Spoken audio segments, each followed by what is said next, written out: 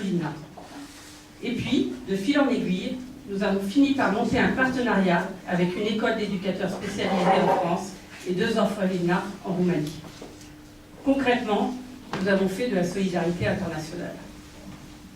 Jeune adulte, j'ai participé à une permanence juridique pour migrants, la CIMAD pour ceux qui connaissent, et parrainé plusieurs sans-papiers.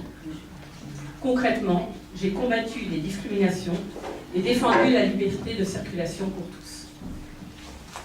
En devenant mère, j'ai pris conscience de l'échec scolaire dès la maternelle de certains, de la difficulté pour les enseignants et les parents d'établir un lien de confiance, et je me suis donc investie dans les associations de parents d'élèves.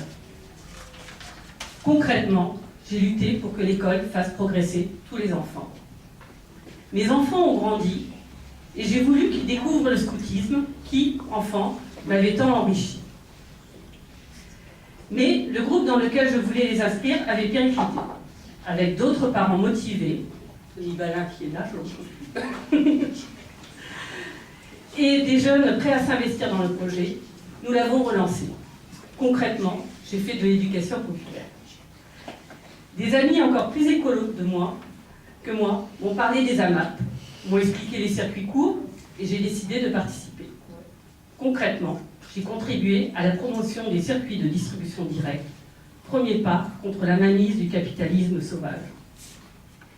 Si je vous raconte tout cela, c'est pour vous expliquer un peu qui je suis, mais surtout pour vous dire que lorsque nous parlons, dans notre campagne électorale, de la nécessité de mobilisation populaire, nous n'en restons pas au principe. Changer le monde, c'est une action politique qui prend plusieurs formes.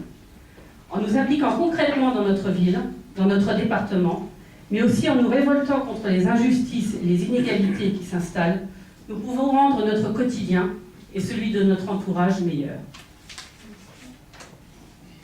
Je pense que chacun d'entre nous a le pouvoir d'être acteur du changement. Je crois même que nous sommes les seuls acteurs de ce changement. Pourquoi voudriez-vous que les personnes confrontées à d'autres réalités que les nôtres le fassent ? Les femmes et les hommes dirigeant nos institutions doivent donc être des personnes compétentes, poursuivant sans relâche l'idéal d'un monde meilleur et aussi impliquées dans la société civile. C'est le sens de ma candidature dans cette liste. Reprenons l'initiative. Je veux nous donner les moyens de réduire les inégalités, instaurer plus de justice sociale et créer un environnement plus respectueux.